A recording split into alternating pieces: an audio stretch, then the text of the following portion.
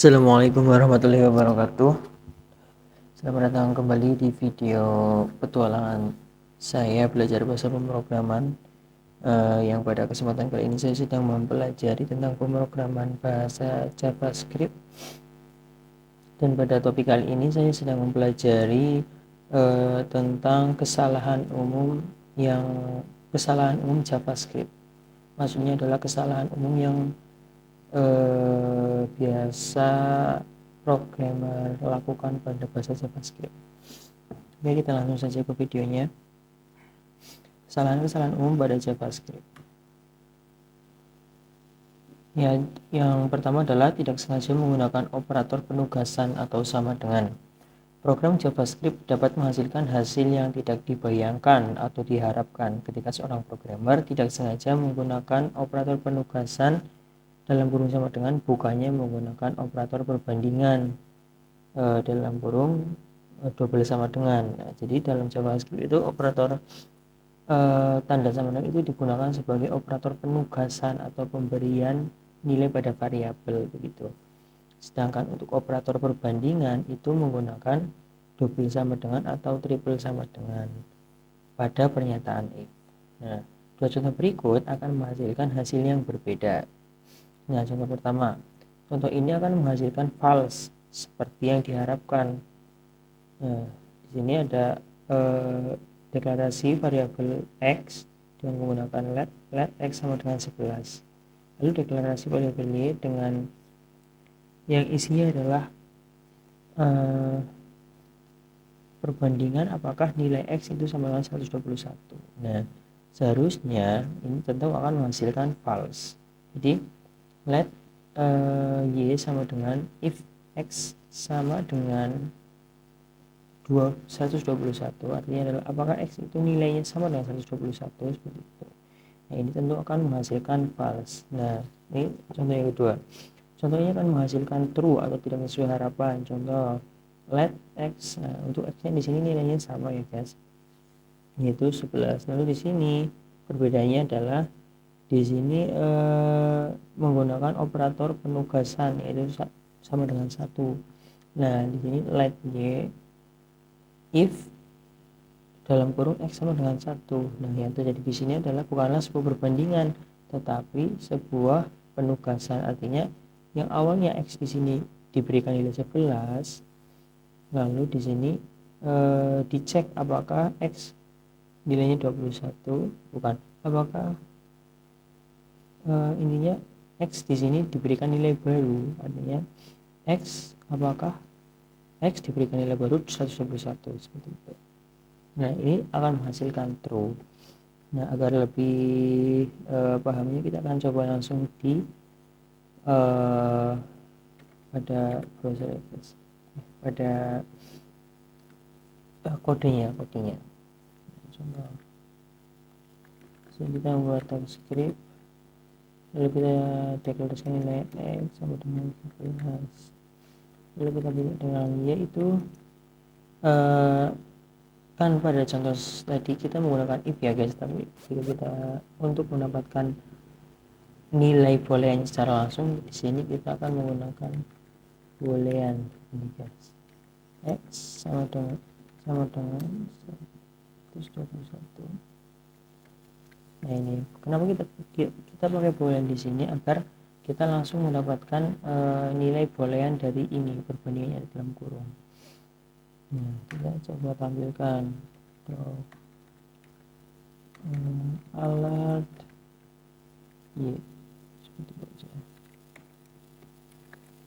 Selanjutnya kita coba tampilkan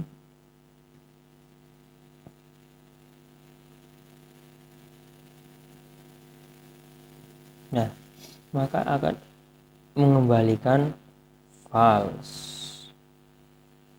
Nah, guys, maka ini akan mengembalikan false. Kita coba ulang.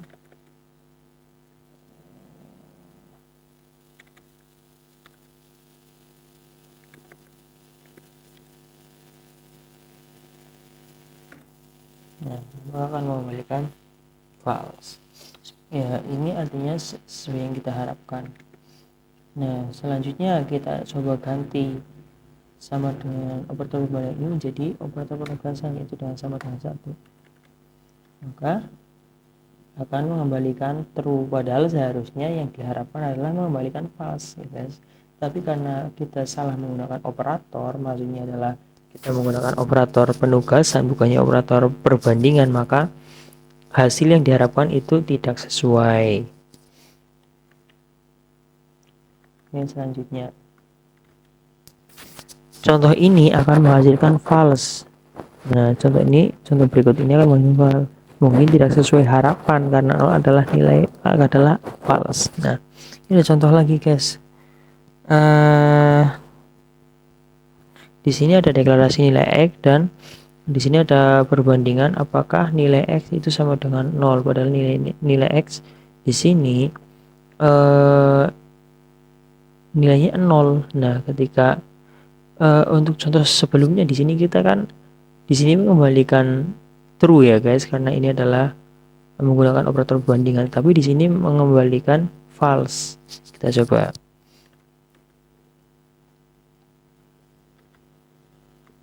Nol. Kita simpan.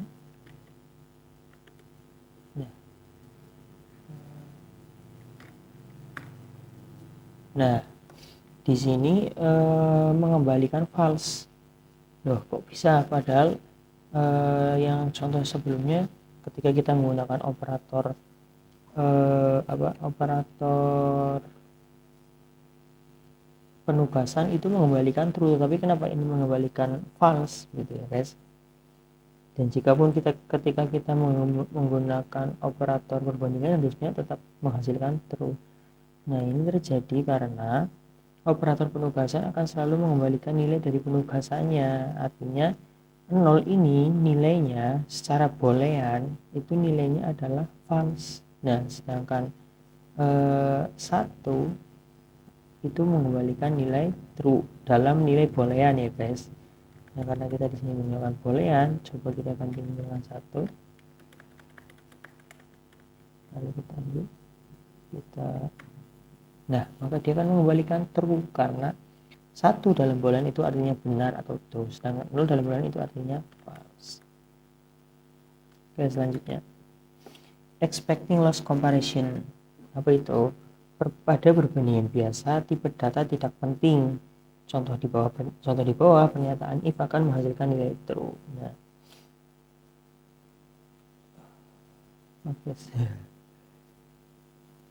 Nah, contohnya seperti ini. Jadi pada perbandingan biasa, tipe data itu tidak penting. Contoh di bawah pernyataan if akan menghasilkan nilai true.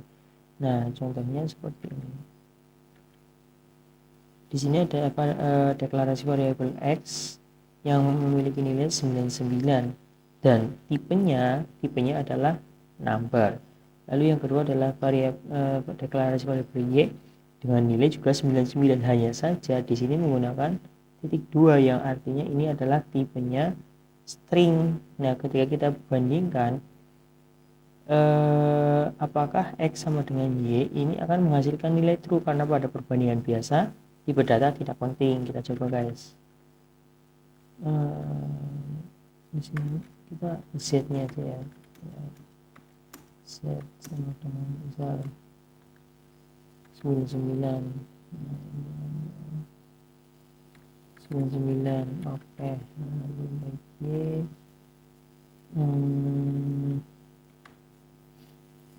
x sama dengan z. Nah, ini pasti akan mengembalikan nilai true. Nah, misal seperti ini aja biar berubah p id-nya adalah contoh. Ini tidak menggunakan alat lagi, tapi document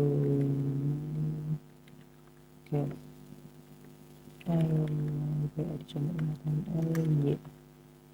Nah, seperti ini.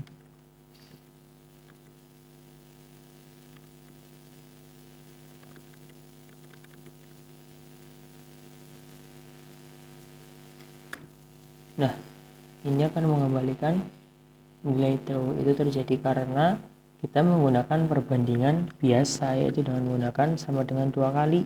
Ini artinya kita menggunakan comparison biasa. Nah, pada comparison biasa ini ada yang namanya expecting loss comparison atau perbandingan yang tidak ketat atau apa ya, intinya ya perbandingannya itu tidak ketat gitu, sehingga mudah.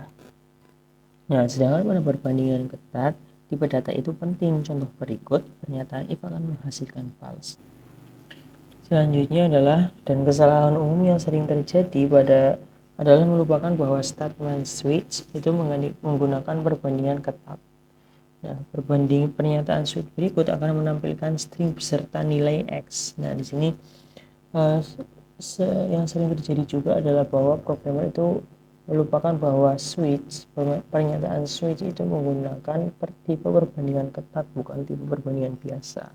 Artinya adalah switch itu ketika melakukan perbandingan, dia membandingkan tipe data beserta nilainya. Nah, contoh ini adalah contoh perbandingan switch yang berhasil atau menggunakan tipe data nilai yang sama, sehingga nilai string dan nilai X nya ini akan tampil. Nah, kita coba aja.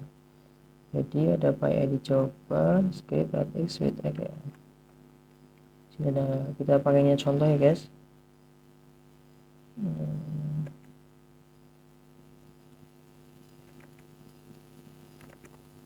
Kita ganti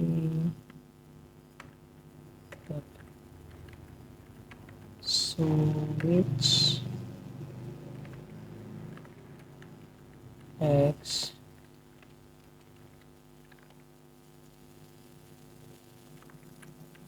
case 9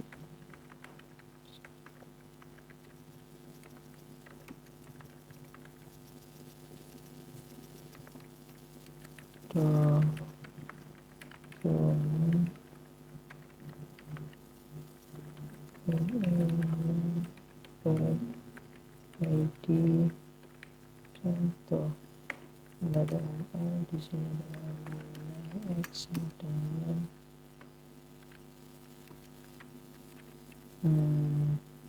X. Udah.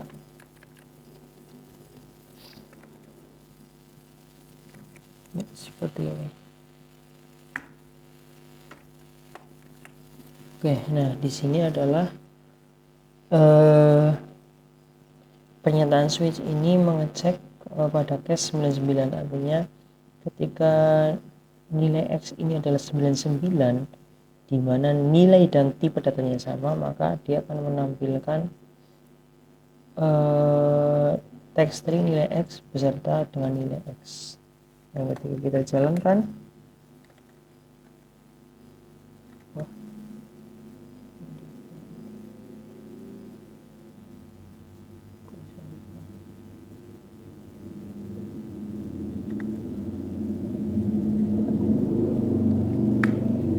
guys.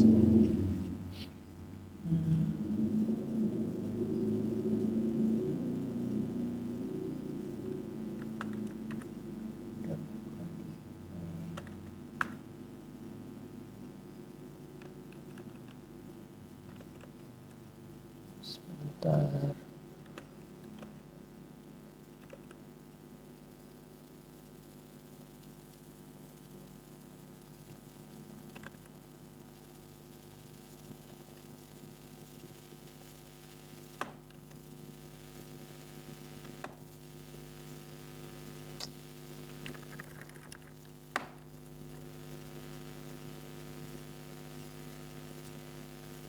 Ya.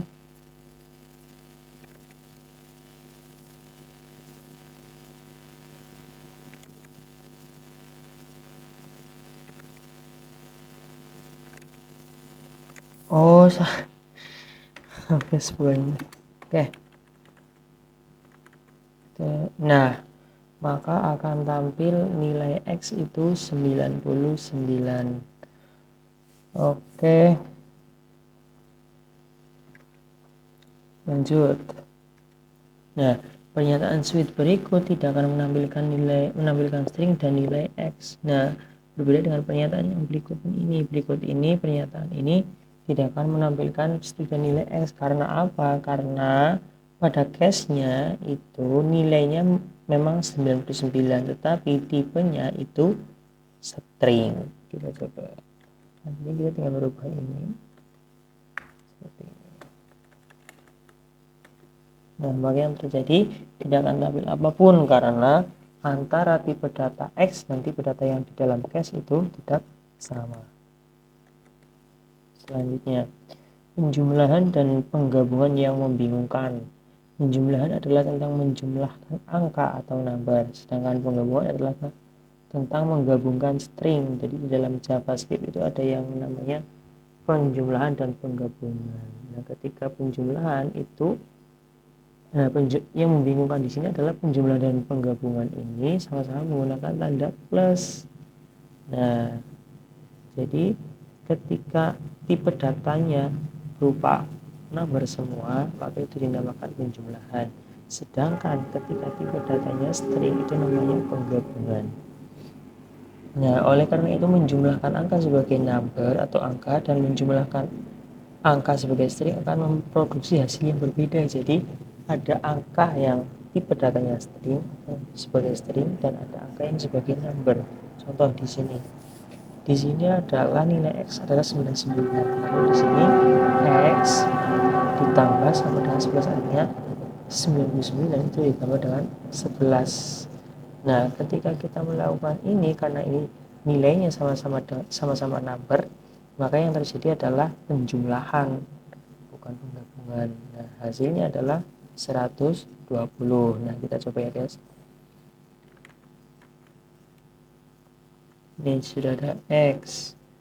Lanjut di sini X plus sama dengan, coba contohnya di sini 11 ya, 11.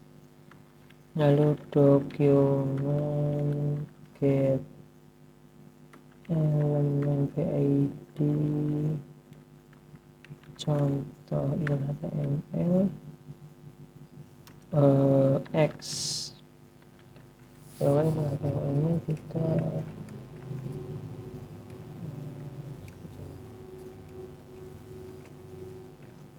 nilai X. Nah, harusnya nilai X di sini adalah 120. Kita coba jalankan. Nah, nilai X 110, maaf guys. Nah, di sini makanya nilai X 10. Menjumlahkan angka sebagai string. Nah, berbeda ketika kita menjumlahkan angka sebagai string. Kita bisa lihat di sini X ditambah sama dengan 11 tetapi dalam bentuk string. Tahu dalam bentuk string itu dari adanya tanda petik. Ketika sebuah variabel diberikan nilai dan di dalam nilainya ada tanda petiknya, maka bisa dipastikan itu adalah tipe data string. Nah, maka di sini yang terjadi adalah operasi penggabungan bukan penjumlahan. Maka namanya adalah 9911. Kita langsung ke contohnya guys. Nah, kita nanti. Nah, maka yang terjadi di sini adalah akan nilai X di sini bukan lagi 110 tapi 9911. Nah, bisa kita lihat guys, di sini nilainya adalah 9911. Dan misalnya kita mau cek nih, ini tipe datanya apa sih? Type of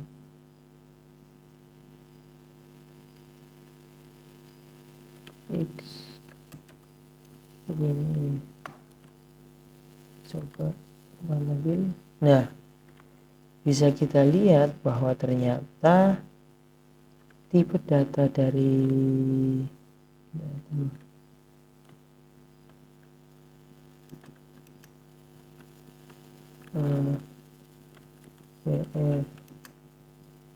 tipe data X adalah.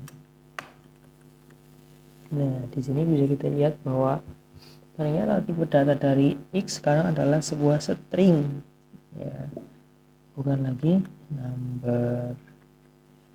Selanjutnya adalah Saat menambahkan dua variabel, ini akan sulit untuk memprediksi hasilnya. Nah, yang terjadi ketika kita memiliki sebuah angka dalam bentuk string dan bentuk number, maka kita akan sangat sulit untuk memprediksi hasil dari penjumlahan angka tersebut. Nah, contoh di sini. Nah, di sini ada sebuah variabel x dengan nilai 99 dengan tipe data number, lalu ada variabel y dengan nilai 10 dengan tipe data string. Nah, ketika kita melakukan penjumlahan yang kita harapkan, ini akan menghasilkan 9910 seperti yang kita jelaskan tadi. Nah, pada contoh kedua, ini ada nilai x dengan 99 lalu y dengan 10. Nah, selanjutnya adalah yang terjadi ketika kita menjumlahkan. Karena ini tipe datanya sama-sama number, maka yang terjadi adalah operasi penjumlahan, yaitu 99 tambah 10, hasilnya adalah 109. Lalu ada juga kesalahpahaman floats. Apa itu? Semua angka di JavaScript disimpan sebagai floating point number atau float. Nah, jadi semua angka yang di JavaScript itu tersimpan sebagai format floating point number. Nah, float itu apa? Nah, ini adalah contoh penampilan float. Semua bahasa pemrograman memiliki kesulitan yang berbeda dalam menentukan nilai floating point number. Nah, ini juga fakta baru bahasanya.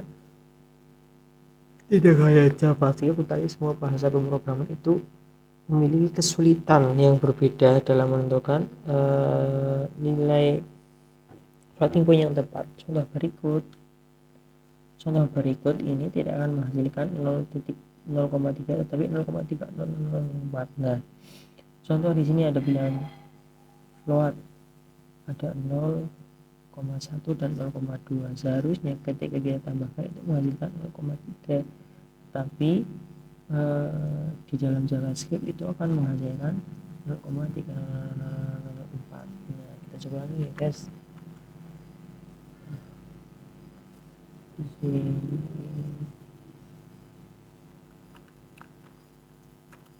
let me itu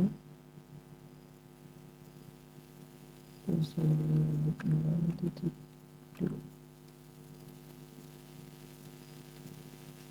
Bikinnya di sini ada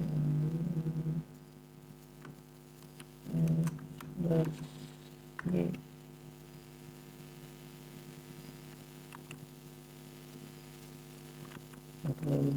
nah, maka hasilnya bukan 0,3 tetapi 0,304. Oke.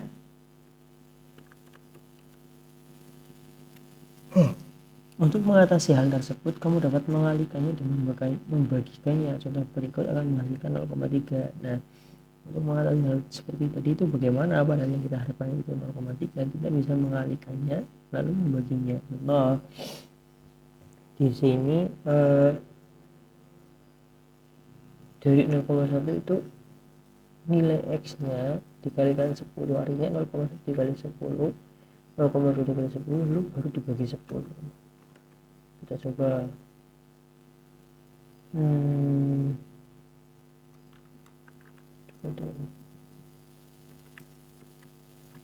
dibagi 10,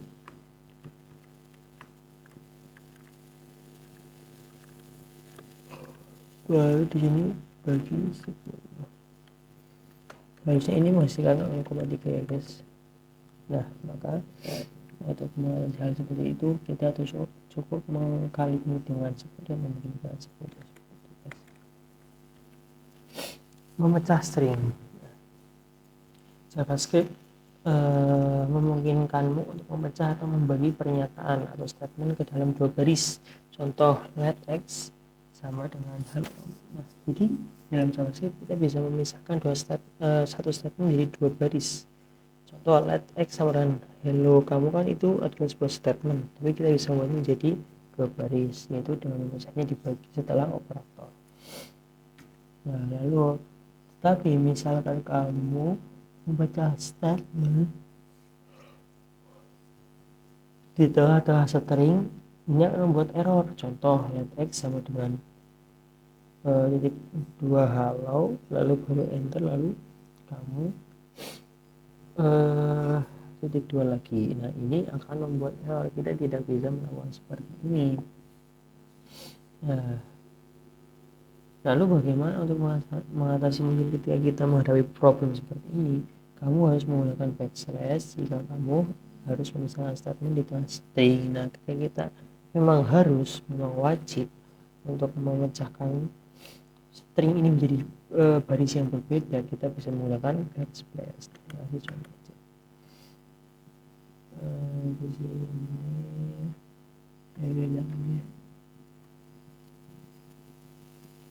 atau kita contoh yang benar aja dulu ya guys.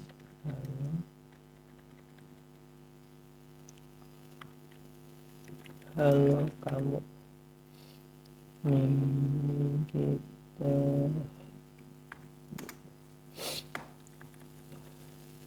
harusnya adalah, nah ini akan lagi halo kamu, tapi ketika kita coba seperti ini bisa, nah maka tidak akan label awal karena terjadi error. Nah, kita coba kasih backslash di sini.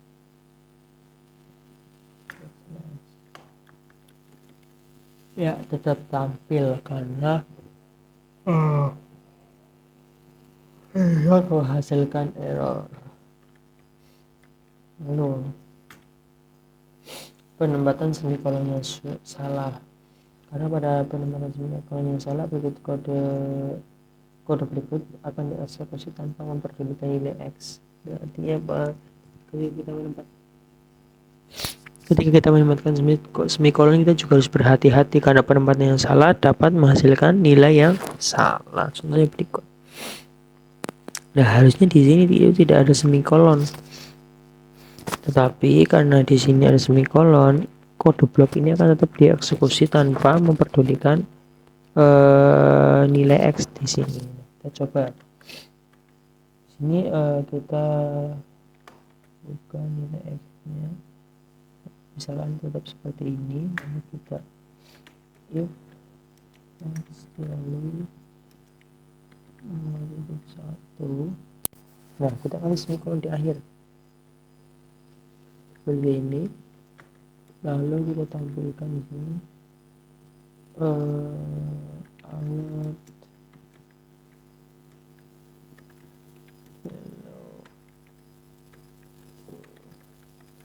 seperti ini.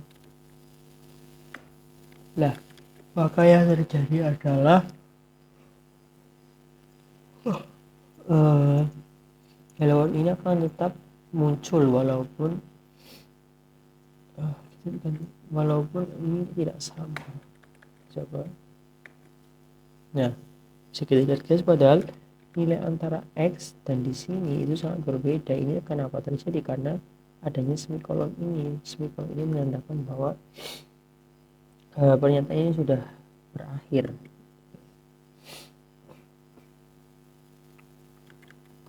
Oke. Memisahkan statement return. Nah, selanjutnya adalah ketika kita memisahkan statement return, merupakan perilaku bawaan JavaScript, yaitu menutup statement secara otomatis di akhir baris. Artinya ketika kita sudah menggunakan statement return, walaupun tanpa tanda titik semikolon, itu sudah akhir dari barisnya.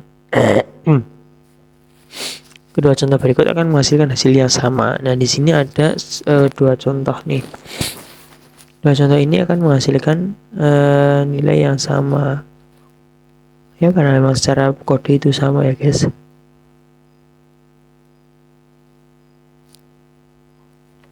Selanjutnya, selain itu JavaScript juga mengizinkanmu untuk memisahkan statement dalam dua baris. Contoh ini juga akan menghasilkan hasil yang sama. Lalu selanjutnya, kita juga bisa memisahkan statement kita dalam dua baris. Contoh. Nah, pada contoh sebelumnya kan di sini antara let dengan namanya itu dalam satu baris, tapi pada contoh ini keyword let dengan nama variabel itu dijadikan beda baris, tapi ini tetap akan menghasilkan hasil yang sama atau sama saja. Nah, tapi apa yang terjadi ketika kamu memisahkan statement return dalam dua baris sebagai berikut. Nah, tadi kan untuk keyword let itu kita bisa pisah dengan nama variabel dan nilai variabelnya. Nah, sedangkan bagaimana dengan return? Apakah kita juga bisa melakukan hal yang sama? Nah, maka return ini tidak bisa melakukan hal yang sama. Artinya, ketika kita memisahkan return dengan nilai selanjutnya yang di return, JavaScript akan mengira maksudmu itu deklarasikan contoh variabel dengan nilai 10 lalu kembalikan, dan ini sudah berakhir di sini. Artinya statement bawahnya ini tidak akan dieksekusi karena JavaScript mengira statement ini sudah lengkap. Nah, penjelasannya nah, jadi jika sebuah statement tidak lengkap seperti let, nah ini adalah contoh statement tidak lengkap, maka JavaScript akan membaca baris selanjutnya untuk melengkapi statement. Nah, ketika ada statement tidak lengkap seperti let, maka hanya let seperti itu, maka JavaScript itu akan membaca baris berikutnya untuk melengkapi statement berikut. Nah, tetapi karena statement ini sudah lengkap, nah return itu adalah sebuah statement yang lengkap. Maksudnya lengkap adalah dia tidak membutuhkan statement lain untuk melengkapi dirinya sendiri. Jadi dia sudah lengkap. JavaScript secara otomatis menutupnya seperti ini. Nah, karena ini merupakan sebuah statement lengkap, maka JavaScript akan menutupnya seperti ini dengan semikolon. Hal ini terjadi karena menutup atau mengakhiri pernyataan dengan semikolon itu bersifat opsional di JavaScript. Nah, jadi semikolon ini bersifat opsional. Jadi ketika kita menggunakannya atau tidak itu kode akan berjalan dengan lancar saja. Nah, jadi intinya adalah jangan pernah memisahkan statement return gitu guys. Jadi ketika kita ingin mereturn apa, maka kita tidak boleh memisahkan statement return dalam dua baris yang berbeda. Nah, selanjutnya apa? Yaitu mengakses array dengan indeks bernama. Banyak bahasa pemrograman yang menggunakan array bernama. Nah, jadi banyak selain JavaScript itu banyak bahasa pemrograman yang menggunakan array bernama. Array bernama disebut juga array asosiatif atau hash. Nah, array bernama ini sering disebut dengan array asosiatif.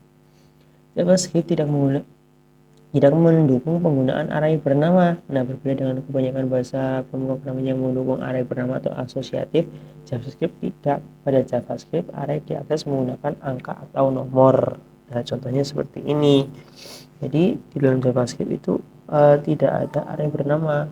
Array akan diakses menggunakan angka atau nomor. Nah, contoh di sini ada sebuah array kosong. Lalu ini dimasukin dengan zaitun UM 23. Nah, 0 ini adalah indeksnya, indeks 0 atau yang pertama, indeks 1 atau kedua, dan indeks 2 atau yang ketiga. Contoh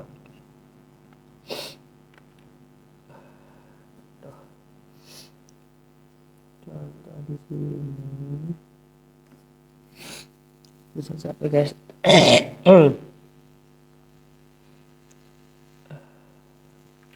Coba array cons contoh array.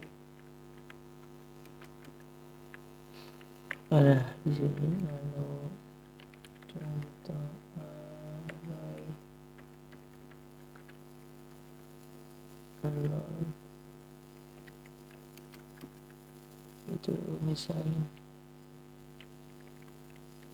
itu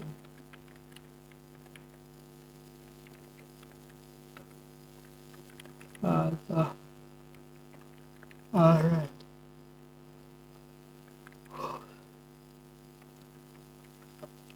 satu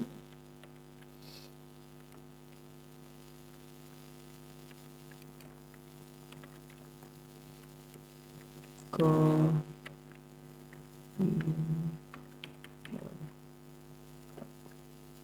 loh ini seperti ini.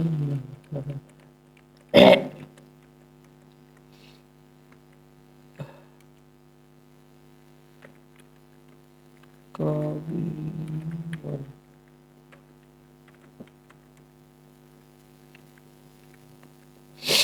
Nah, sebenarnya begini aja guys ya. Ketika kita mencoba untuk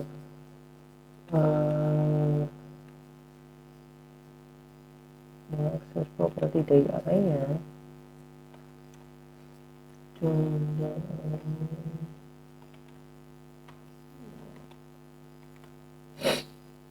nah, kita contoh mengambil panjang array dari ini, seharusnya ini menampilkan 2. Nah, maka dia akan menampilkan 2. Lalu selanjutnya contoh array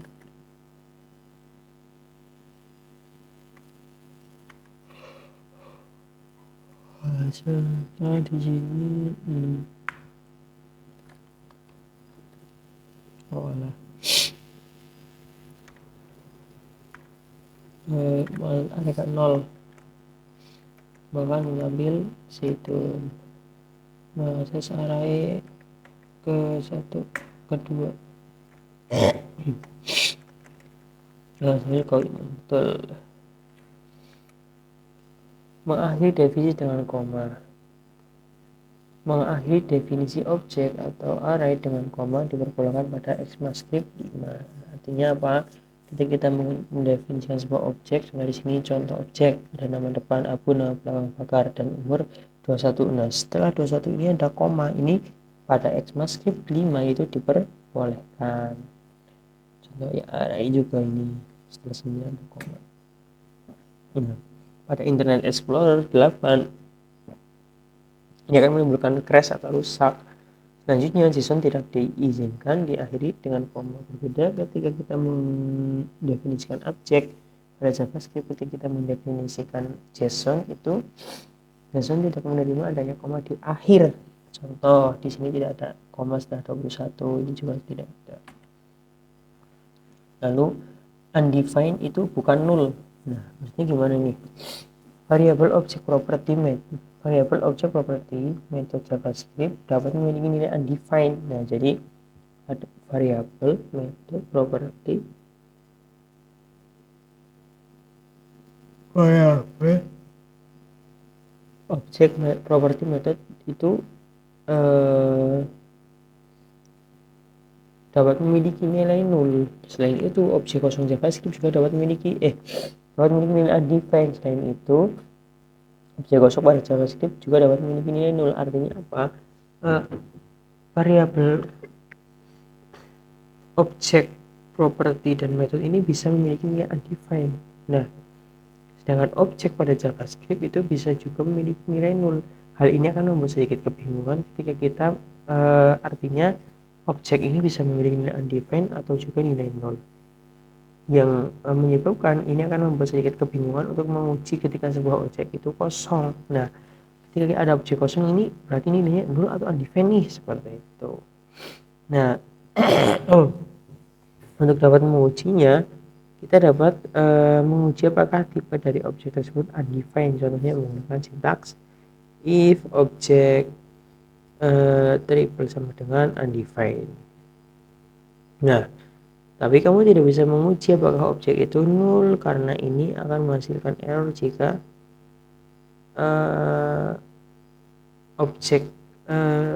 objek itu nilainya undefined. Maksudnya seperti apa? Jadi ketika sebuah objek itu nilainya undefined, kita tidak bisa melakukan pengujian seperti ini. Maksudnya kita tidak bisa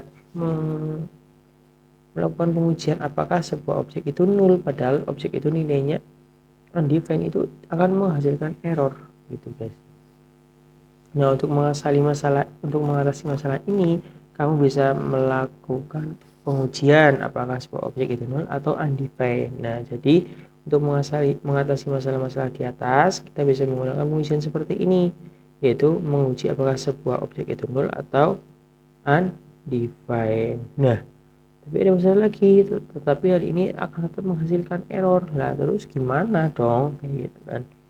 Orang seperti ini tetap error. Nah, caranya yaitu kan tadi nulnya yang di depan, apakah objek itu bukan null itu di depan, baru yang undefined. Nah, karena ini masih bisa menghasilkan error, kita memakai cara yang kedua, yaitu dengan menguji terlebih dahulu apakah objek itu bernilai undefined Setelah itu kita baru uji apakah objek itu bernilai 0. Nah, seperti itu. Oke, mungkin sekian ya guys, petualangan saya hari ini belajar bahasa pemrograman JavaScript dengan tema kesalahan umum JavaScript.